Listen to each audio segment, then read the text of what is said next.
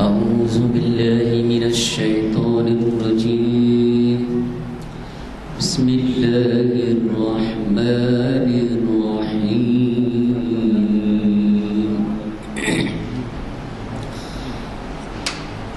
قل أعوذ برب الناس ملك الناس إله الناس من شر الوسواس الخناس الذي يوسوس في صدور الناس من الجنة والناس صدق الله العظيم. اعوذ باللہ من الشیطان الرجیم بسم اللہ الرحمن الرحیم. محترم حضرات، یہاں پر مسجد عالیہ کی طرف سے آپ سب کا میں خیر مقدم کرتا ہوں کمیٹی کی جانب سے. اور جیسا آپ لوگوں کو معلوم ہے، یہاں پر مسجد عالیہ میں 3 محافل ہوا کرتے ہیں، ہفتہ پیر اور چہارشنبہ. اسی کے سلسلے میں آج پیر کا دن ہے اور سیرت انفارمیشن سروس کے 871واں لیکچر ہے، جس کو مخاطب کریں گے جناب سلطان سید محی الدین صاحب، سید سلطان محی الدین صاحب، جن کا عنوان ہے رسول اللہ اکرم صلی اللہ علیہ وسلم کی ہماری زندگی میں کیا نمودار ہوتے ہیں. اس کو آپ جو ہے سید سلطان محی الدین صاحب مخاطب کریں گے، اور ہمیں کئی محافل میں مخاطب کر چکے ہیں اور وہ جمعہ میں کئی مساجد میں بھی جاتے ہیں اور تقاریر کرتے ہیں. اسی سلسلے میں ہم ان کے لیے دعا گو ہیں کہ اللہ تعالیٰ ان کو شفا صحت و تندرستی عطا فرمائے اور ہم سب کو بھی آنے والے پریشانی اور بلاد سے محفوظ رکھے، اور ہماری دینی مدارس کی اللہ تعالیٰ حفاظت فرمائے، اور ہمارے صدر صاحب کی بھی عمر اقبال میں ترقی عطا فرمائے. ان کا سایہ ہر وقت ہمارے سر پر رکھے تاکہ ان کے خدمات کو ہم سراہ سکیں. میں چہارشنبے کے دن بھی میں آپ لوگوں سے التجا کرتا ہوں کہ آئے شہید گہبار سناسی کی جب محافل ہوگی جس میں ضیاء الدین نیّر صاحب مخاطب کریں گے، تو آپ لوگ سے گزارش ہے کہ اس میں بھی وہ کیجیے. آج تعطیل کا دن ہے اور بازار بھی بند ہے، اس لیے بھی تعداد تھوڑی کم ہے. گورنمنٹ ہالیڈیز ہے اور بازار بھی بند ہے پورا، اسی وجہ سے تعداد آج کچھ کم ہے. تو میں اب سید سلطان محی الدین صاحب کو دعوت دیتا ہوں کہ آئے اور ہمیں مخاطب کریں. جناب سلطان سید محی الدین صاحب. ورحمۃ اللہ وبرکاتہ.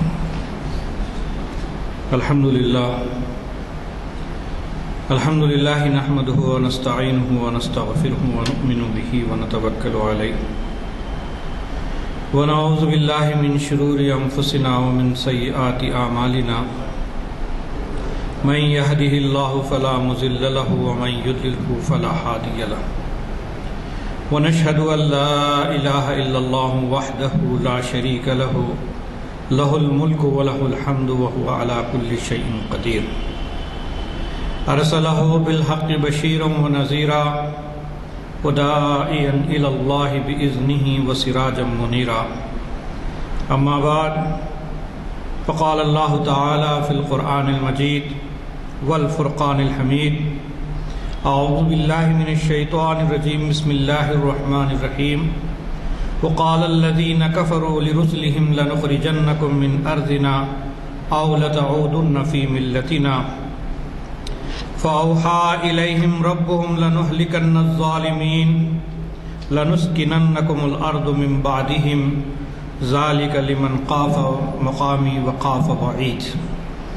صدق اللہ العظیم وصدق رسولہ النبی الکریم. نحن علی ذلک من الشاہدین والشاکرین. تمام تعریفیں اللہ رب العالمین کے لیے سزاوار ہے، جس نے انسان کو اس سرزمین پر اشرف المخلوقات کی حیثیت سے پیدا فرمایا. تمام تعریف اور توصیف اسی کے لیے ہے جس نے انسان کو اس سرزمین پر زندگی گزارنے کے لیے تمام وسائل زندگی عطا فرمائے. تمام توصیف اور تعریف اسی کے لیے ہے جس نے انسان کو اس سرزمین پر اپنی زندگی گزارتے ہوئے دنیا کی بہترین زندگی اور اس میں کامیابی کا تصور، اس کی ہدایت کے لیے اللہ تعالیٰ نے اپنے نبیوں کے ذریعے سے، کتابوں کے ذریعے سے انسان کی رہنمائی کی۔ ہزاروں درود و سلام ہوں تمام انبیاء علیہ السلام پر، خصوصاً خاتم النبیین محمد الرسول اللہ صلی اللہ علیہ وسلم پر، آپ کے آل اور آپ کے اصحاب پر۔ معزز سامعین کرام، جیسا کہ ابھی آپ نے عنوان سماعت فرمایا کہ محمد الرسول اللہ صلی اللہ علیہ وسلم کی ضرورت انسانی زندگی میں، عام طور پر یہ خیال کیا جاتا ہے کہ دنیا میں انسان کو جن چیزوں کی ضرورت ہے وہ چیز مل جاتی ہے تو انسان کامیاب ہو جاتا ہے، اور انسانی زندگی کا مکمل اگر فوکس دیکھا جائے، جس کی توجہ، جس کی زندگی کا مقصد پہ اگر آپ غور کیا جائے، تو انسانی زندگی پہ آپ دیکھیں گے کہ انسان کمانے، کھانے، اچھی تعلیم حاصل کرنے، دنیا کے بڑے ایوارڈز حاصل کرنے، دنیا میں شہرت حاصل کرنے، حکومت حاصل کرنے، دنیا کے وسائل حاصل کرنے، اسی کو اپنی زندگی کا مقصود بناتا ہے۔ یہ وہ چیز ہے جس کو اسلام نے کبھی روکا نہیں ہے، لیکن جب انسان انبیاء کی تعلیمات سے دور ہو جاتا ہے، یہی چیزیں اس کو پھر تباہی کے دہانے پہ کھڑے کر دیتی ہیں۔ تو انسانوں کی تباہی کی اصل وجہ جس پہ آپ غور کریں گے تو وہ یہ ہے کہ انبیاء کی تعلیمات سے بے پرواہی، لاپرواہی کہیے، اور اللہ تعالیٰ نے رسولوں کے ذریعے سے جو ہدایت دی ہے اس کی طرف توجہ نہ دینا آج سارے مسائل کا مسئلہ کی جڑ ہے۔ عزیزان گرامی، کہ جس طریقے سے انسان کی زندگی کے لیے ہوا، پانی، غذا، یہ بہت بنیادی ضرورتیں ہیں جس کے بغیر انسان اس دنیا کے اندر زندگی نہیں گزار سکتا، اسی طریقے سے رسولوں کی ضرورت بھی انسانی زندگی میں ویسے ہی ہے، اس لیے کہ انسان ایک سماجی حیوان ہے، اور سماجی حیوان ہونے کی حیثیت سے انسان کے لیے یہ مسئلہ ہے کہ وہ کبھی اکیلی زندگی نہیں گزار سکتا، اس کو سماج میں زندگی گزارنے پر مجبور کیا گیا ہے۔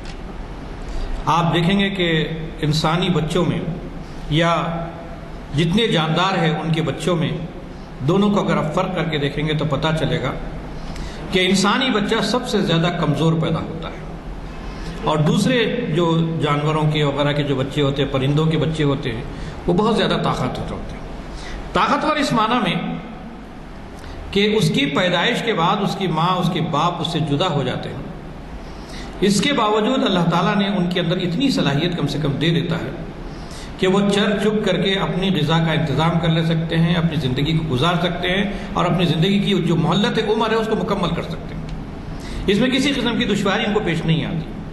اس کے مقابلے میں انسانی بچے کو اگر آپ دیکھیں گے تو انسانی زندگی کا مسئلہ یہ ہے کہ جیسے بچہ پیدا ہو گیا، وہاں سے لے کر کے کامل 2 سال تک ایک ماں کا مستقل اس بچے کے ساتھ لگے رہنا، ہر چھوٹی سے چھوٹی ضرورتوں کو پورا کرنا، اس کی غذا کا انتظام ہو، اس کی غلاظت کی صفائی کا انتظام ہو، اس کو بہتر طریقے سے رکھنا ہو، کہیں بھی وہ ماں ایک سیکنڈ کے لیے بھی اپنے بچے کو چھوڑ نہیں سکتی۔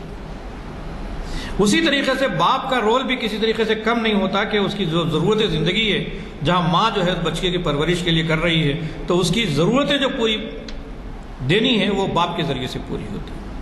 پھر اسی کے ساتھ آپ دیکھیں گے کہ وہیں پر نانا نانی، دادا دادی، پھر ماموں چچا، یہ سارا خاندان ہے جو اس بچے کی پرورش میں ایک قسم کا رول ادا کرتا ہے۔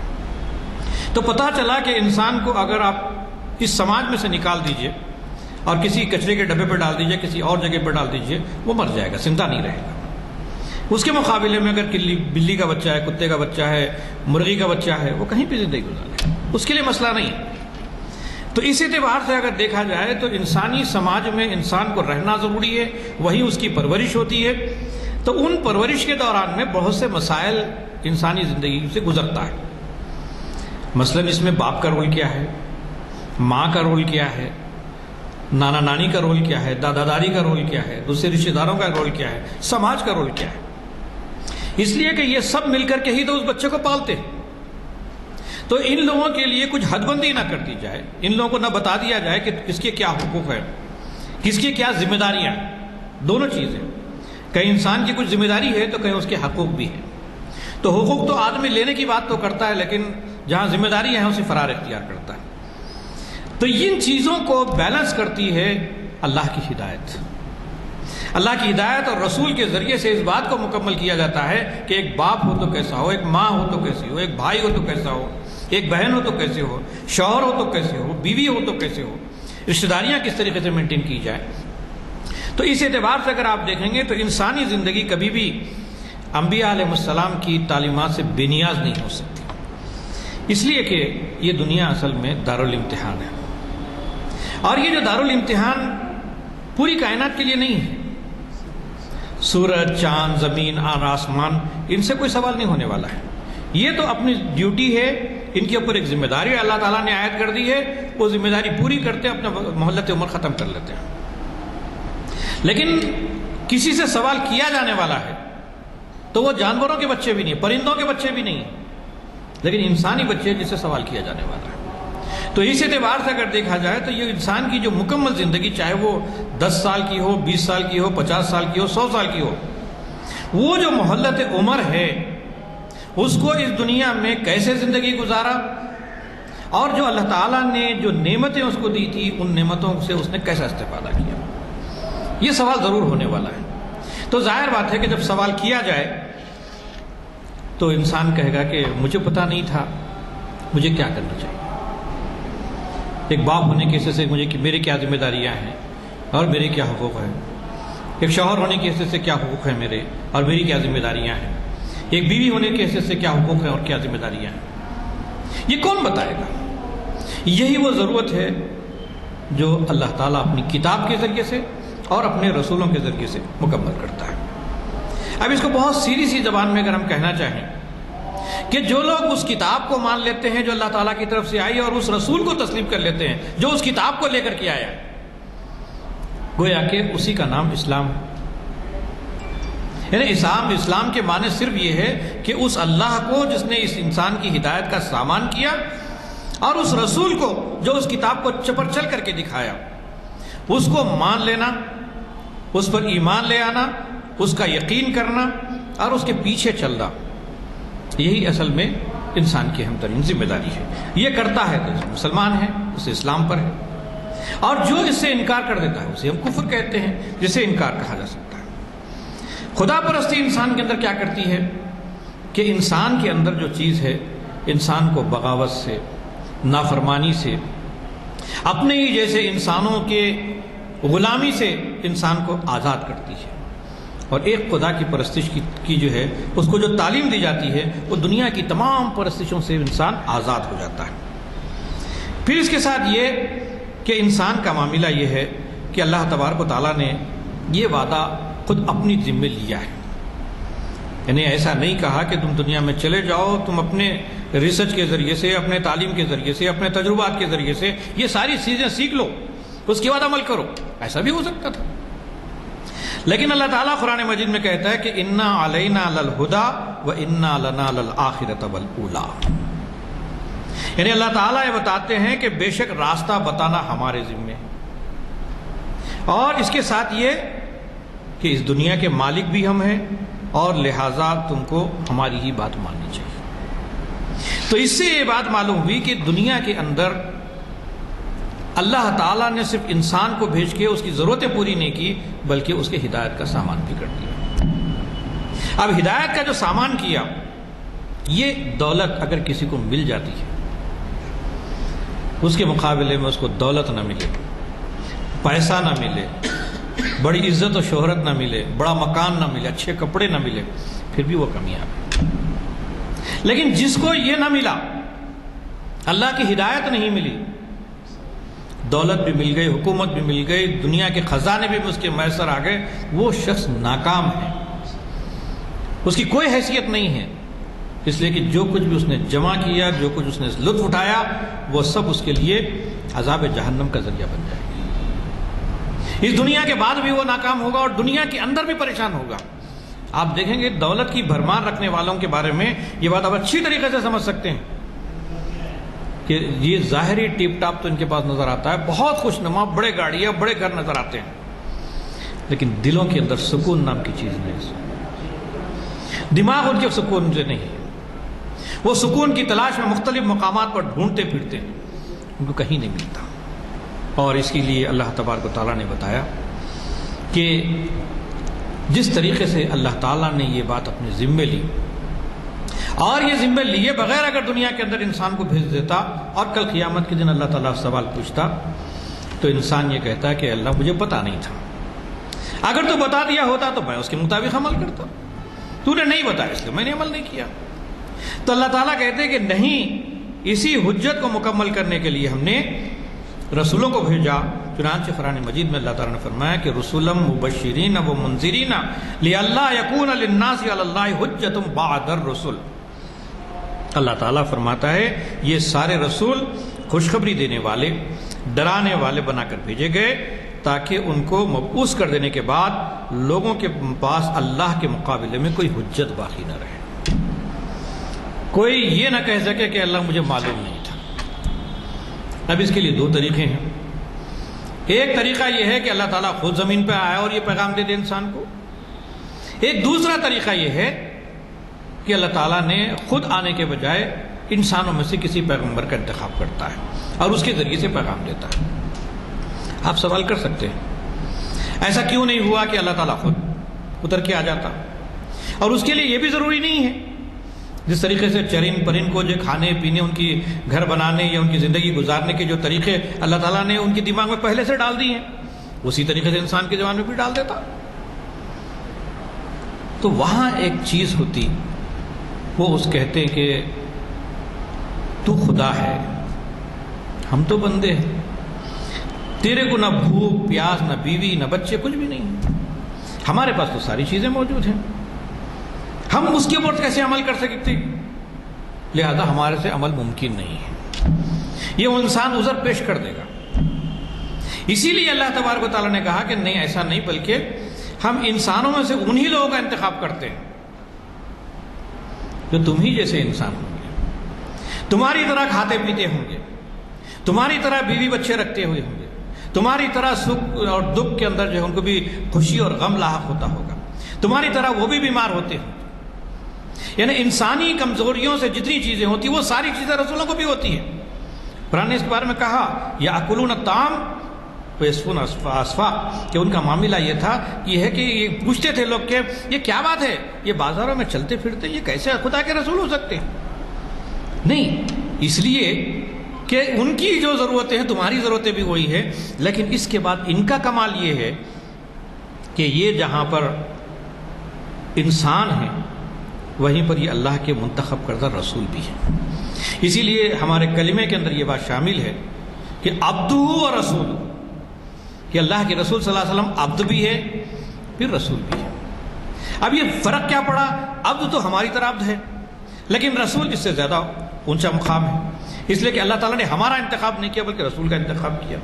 جب رسول کا انتخاب کر لیا تو اس کا مطلب یہ ہے کہ رسول وہ چیز بتائے گا جو خدا کی تعلیم کیا ہے کیا نہیں ہے.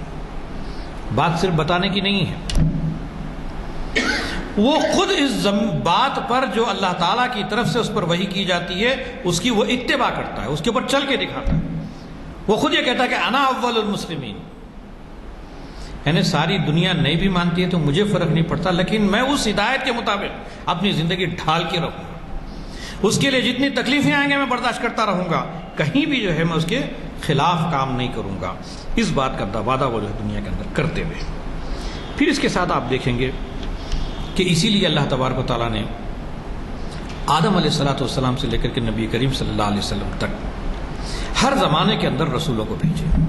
خود پہلے آدم علیہ السلام خود نبی تھے، اس کے بعد جب کبھی بھی انسانوں نے بغاوت کی، کہیں انہوں نے اپنی من مانی چیزیں کرنے کی، خدا کے رسولوں کو بھلا دیا، تو اللہ تبارک و تعالیٰ نے پھر ان کی خبردار کرنے کے لیے اللہ تبارک و تعالیٰ نے انسانوں کو بھیجا. پھر اللہ تعالیٰ نے یہ بات بھی بتائی کہ دیکھو دنیا کے اندر بہت سے لیڈرز ہو سکتے ہیں اور بہت سی اچھی اچھی باتیں بتائیں گے، آج بھی بتاتے دنیا کے اندر. رسول عام لیڈروں کی طرح کوئی لیڈر نہیں ہے، یہ بات سمجھنے کی ضرورت ہے.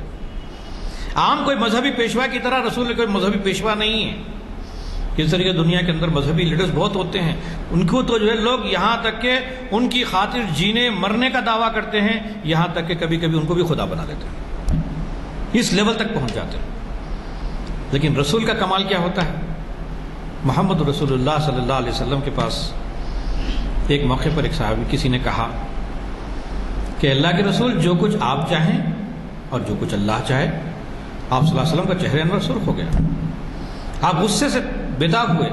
آپ نے کہا کہ نہیں، جو اللہ چاہے گا وہ ہو سکتا ہے، جو میں چاہوں گا ضروری نہیں ہے۔ اللہ چاہے گا تو ہوگا، نہیں تو نہیں ہوگا۔ قرآن مجید میں اس کی مثال دی گئی ہے کہ جب اصحاب کہف کے بارے میں، خضر کے بارے میں جب سوال پوچھا گیا، آپ نے کہا کہ میں کل ٹھیک ہے بتا دوں گا۔ 15 دن تک وہی رک گئی، اور اللہ تعالیٰ بولتا ہے کہ تم نے انشاءاللہ کیوں نہیں کہا؟ تو معلوم یہ ہوتا ہے کہ رسول کے لیے بھی اللہ تبارک و تعالیٰ نے جو تعلیم دی ہے، اس تعلیم کے اندر ایک بڑا سبق میرے اور آپ کے لیے وہ یہ ہے کہ کوئی کام میں اب کر دوں گا، کل کروں گا، اس کا وعدہ مت کرو، اس لیے کہ اللہ چاہے گا تو ہوگا، نہ چاہے گا تو نہ ہوگا۔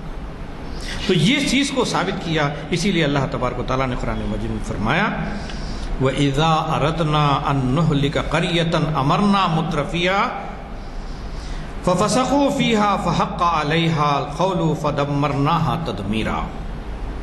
اور ہم عذاب دینے والے نہیں ہیں جب تک کہ لوگوں کو حق اور باطل کا فرق کھول کھول کر نہ سمجھاتے، پھر ایک پیغامبر نہ بھیج دیں، اس وقت تک ہم یہ کام کرنے والے نہیں۔ تو معلوم ہوتا ہے کہ پیغمبر کو اللہ تبارک و تعالیٰ بھیجنا، ایک طرف حجت تمام کرنا، دوسری طرف انسانوں سے جو عذر کی بات کرتے ہیں کہ مجھ سے نہیں ہو سکتا، تو رسول کر کے دکھاتے ہیں وہ ہوتا ہے۔ جب میں کر سکتا تو تم کیوں نہیں کر سکتے؟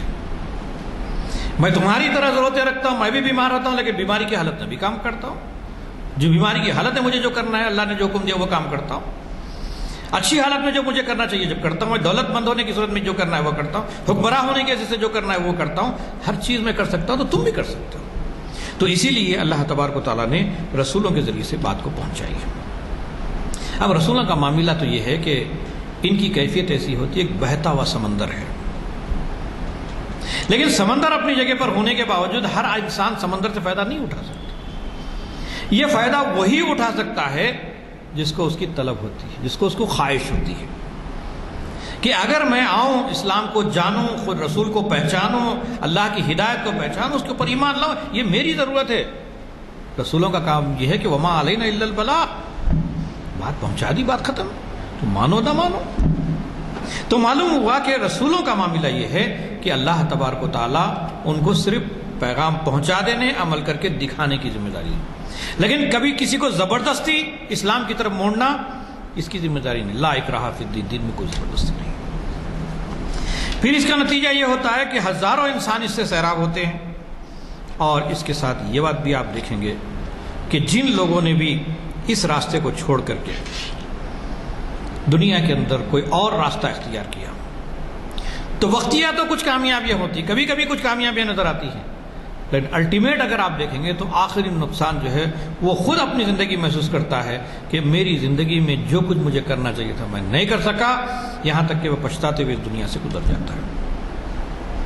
یہاں ایک اور بات میں کہنا چاہتا ہوں، رسول صرف دنیا میں اس لیے نہیں آتے کہ لوگوں کو اچھی تعلیم دے دیں، لوگوں کو اچھا بزنس سکھا دیں، لوگوں کو اچھا حکومت کرنا سکھا دیں، لوگوں کو جو ہے کہ خالی حقوق سکھا دیں، خالی اخلاق سکھا دیں، اس کے لیے نہیں آتے، بلکہ رسول اس لیے آتے ہیں کہ خدا کی بندگی کیسے کی جائے، دنیا میں زندگی کیسے گزاری جائے، لوگوں کے حقوق کیا ہیں، لوگوں کے ساتھ ذمہ داریاں کیا ہیں، پھر اس کے ساتھ یہ کہ سماج میں اس کو کیسے رہنا ہے، سیاست اس کو کیسی کرنی ہے، معاملات اسے کیسے کرنی ہے۔ تو معلوم ہوا کہ انسانی زندگی کا کوئی شعبہ ایسا نہیں ہے جس کے اندر جو ہے اس کی ہدایت کا سامان نہ کیا کرتا ہوا، بلکہ رسول آتے ہیں پوری زندگی کو چینج کرنے کے لیے۔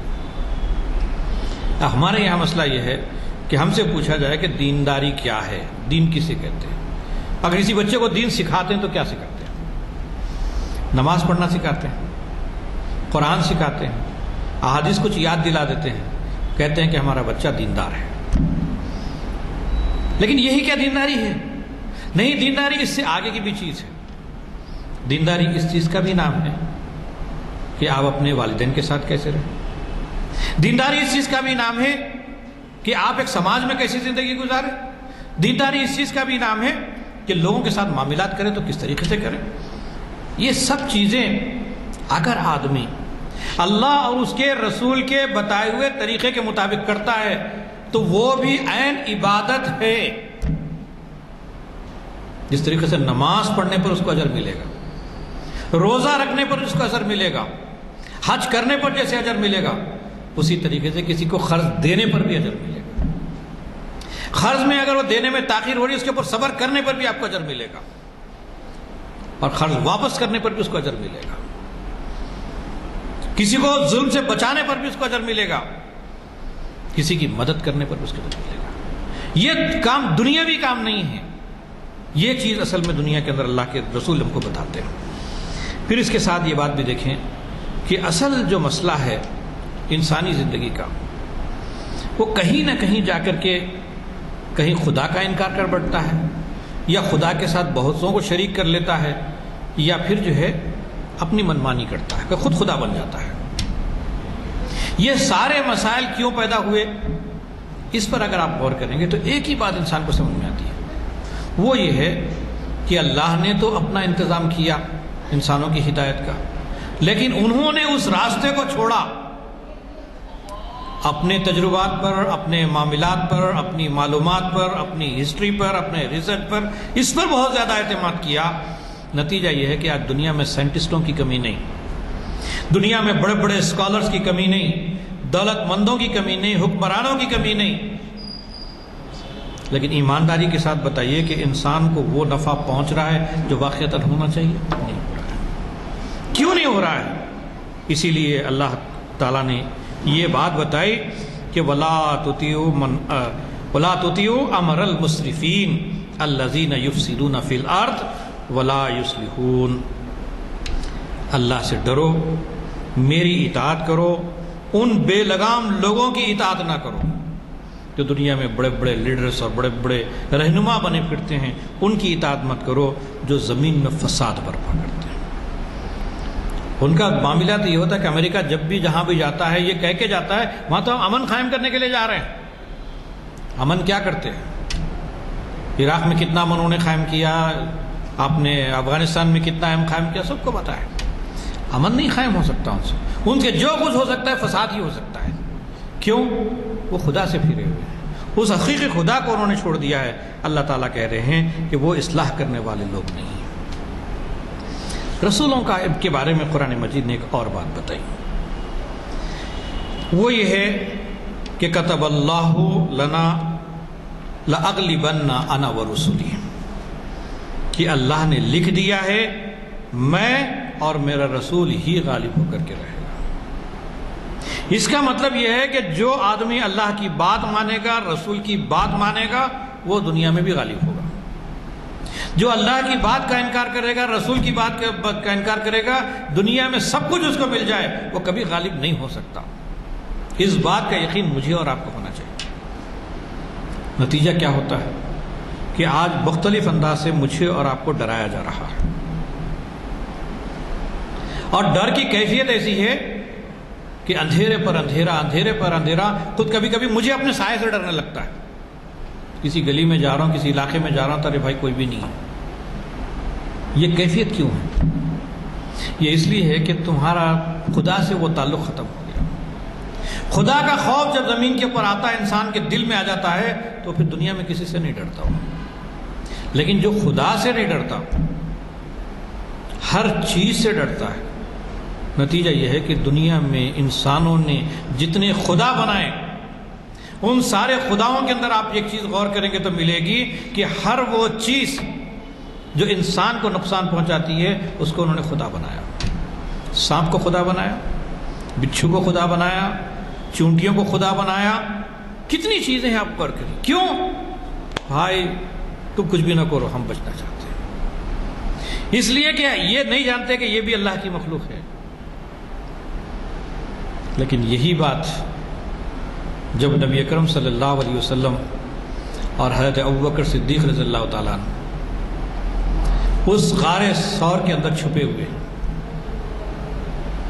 اور کیفیت یہ ہے کہ دشمن بالکل دہانے پہ آ گیا، اگر جھک کر کے دیکھ لے تو دونوں نظر آ جاتے۔ ابوبکر صدیق رضی اللہ عنہ تھوڑا سا بے چین ہوتے ہیں۔ اللہ تعالیٰ کہتا ہے، نبی صلی اللہ علیہ وسلم کی زبان سے الفاظ نکلتے ہیں، لا تحزن ان اللہ معنا، ڈرو نہیں، اللہ ہمارے ساتھ ہے، کچھ نہیں ہوگا، یہ تمہارا کچھ بال بیکا نہیں کر سکتے۔ ان کے پاس ہتھیار، ان کے پاس حکومت، ان کے پاس میڈیا، ان کے پاس سب کچھ ہے، اگر کوئی چیز نہیں ہے تو خدا کی تعلیمات سے بے نیاز ہے، خدا کی تعلیمات ان کے پاس نہیں، لہذا یہ سب کچھ ہونے کے باوجود بھی دنیا پہ غالب ہونے کی کوشش کرتے ہیں۔ اللہ تعالیٰ کہتا ہے کہ نہیں، وَقُلْ جَاءَ الْحَقُّ وَزَهَقَ الْبَاطِلُ إِنَّ الْبَاطِلَ كَانَ زَهُوقًا۔ ضرورت اس بات کی ہے کہ جب حق آتا ہے تو باطل بھاگ جاتا ہے، حق نہیں آیا باطل باقی رہتا ہے۔ آج زمین پر باطل کیوں باقی ہے؟ اسی لیے باقی ہے کہ ہم نے اس حق کو لے کر نہیں آیا ہے، اس حق کی ہم نے قدر نہیں کی، اس حق کو ہم نے پہچاننے کے باوجود جس طریقے سے اس کے اوپر عمل کرنا چاہیے تھا وہ ہم نے نہیں کیا، جس کی وجہ سے یہ سب کچھ ہوئے ہیں۔ اور اس کے بعد جو آخری بات میں آپ کے سامنے رکھنا چاہتا ہوں وہ یہ ہے کہ اللہ تبارک و تعالیٰ کہتا ہے کہ زمین پر ظلم اور زیادتی جو کچھ ہو رہی ہے، اس کے لیے تمہاری حیثیت، خاص طور پر امت مسلمہ کی حیثیت وہی حیثیت ہے جو پچھلے انبیاء کی ہوا کرتی تھی۔ ہم ان رسولوں کے معاون ہیں، نائب ہیں، یعنی کل تک کے جو رسول یہ کام انجام دیتے تھے کہ خود اس ہدایت کے مطابق عمل کریں، اس ہدایت کو انسانیت تک پہنچائیں، وہی ذمہ داری، کیونکہ اب نئے نبی، کبھی نئے رسول، نئی کتاب آنے والی نہیں۔ اسی بات سے میری اور آپ کی آخری جو کام ہے وہ یہی ہے کہ اس کتاب قرآن مجید کو، نبی کریم صلی اللہ علیہ وسلم کو مضبوطی کے ساتھ پکڑیں، قرآن خود سیکھیں، سمجھیں اور سمجھائیں، نبی صلی اللہ علیہ وسلم کی سیرت کے مطابق عمل کرنے کی کوشش کریں، اور دوسری طرف انسانیت کو اس پیغام کو دیتے چلے جائیں۔ یہ دو کام اگر آپ کرتے چلے جاتے ہیں تو دنیا کے اندر کامیابی آپ کے حصے کے اندر ہے، اور اگر تم نے یہ کام نہیں کیا تو بہت ممکن ہے کہ دنیا میں سب کچھ آپ کو مل جائے، لیکن دنیا بھی آپ کے ہاتھ سے جائے گی اور وہ سکون و چین نہیں پا سکتے، اور آخرت میں تو جہنم کی جانا ہے۔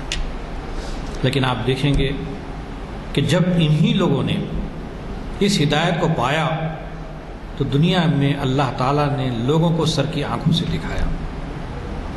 یاد کیجئے وہ واقعہ، ایک مرتبہ عمر فاروق رضی اللہ تعالیٰ عنہ اپنے دور خلافت میں جب آدھی سے زیادہ دنیا پر حکمراں تھے،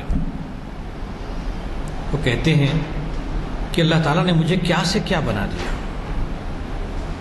میرا باپ، یعنی عمر رضی اللہ عنہ کہتے ہیں کہ میرا باپ خطاب جو ہے مجھ سے کہتا تھا کہ اے عمر تیرے اونٹا چرانے بھی نہیں آتا تھا جب میں اونٹ چرایا کرتا تھا، آج آدھی دنیا پر میں حکومت کر رہا ہوں۔ جس آدمی کو اونٹ چرانے نہیں آتا اس کو جو ہے آدھی دنیا پہ حکومت کرنا سکھایا، تو کس نے سکھایا؟ اللہ کی کتاب نے سکھایا، وہ رسول نے سکھایا۔ تو پتہ چلا کہ آج بھی وہ طاقت جو کل ان کی ہدایت کا سامان تھا تو یہی آج بھی ہماری ہدایت کا سامان ہے۔ لیکن ہم دیکھیں گے کہ جن لوگوں نے رسول کو جھٹلایا اور رسول کے بعد جو بات کہی کہ وہ قال الذین کفروا لرسلہم لنخرجنکم من ارضنا ولتعودن فی ملتنا، انکار کرنے والوں نے جب کہا کہ ہم تو اس ملک میں تم کو رہنے نہیں دیں گے، تم کو رہنا ہو تو پھر ملتہم، کہ ہمارے ملت میں واپس آؤ ورنہ ہم اس ملک سے تم کو نکال دیں گے۔ اللہ تعالیٰ نے کہا کہ دیکھو یہ تمہارے ساتھ پہلی بات نہیں کہا جا رہا، یہ بات تو اس سے پہلے بھی تمہارے رسولوں سے کہی گئی تھی، نبی صلی اللہ علیہ وسلم سے باتیں کہی گئی تھی کہ تم کو یہاں رہنا ہے تو ہمارے آبائی دین کے اوپر آؤ ورنہ ہم تم کو اس ملک سے نکال دیں گے۔